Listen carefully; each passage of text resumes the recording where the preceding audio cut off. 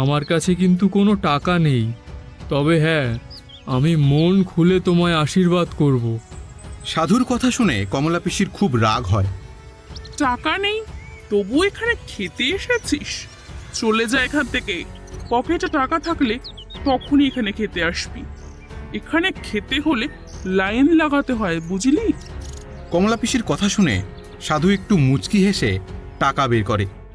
আরে, আপনি তো অনেক বড় সাধু বাবা মনে হচ্ছে।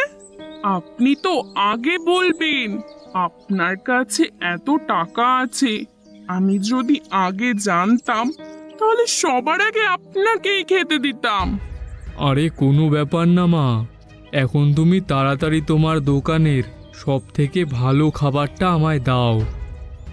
আমার হোটেলের সব থেকে ভালো খাবার নাম করা কমলা পিসির তরকারুটি। তাহলে দেরি কেন, তাড়াতাড়ি দাও। কমলা পিসি তাড়াতাড়ি সাধুর জন্য তরকারুটি নিয়ে আসে। সাধু সেগুলো মুখে দিয়েই ফেলে দেয়, আর তিনি রেগে সেখান থেকে উঠে পড়ে। কমলা পিসি সাধুকে এইভাবে দেখে বলে, কি হলো সাধু বাবা, আপনি খুব রেগে গেছেন মনে হচ্ছে।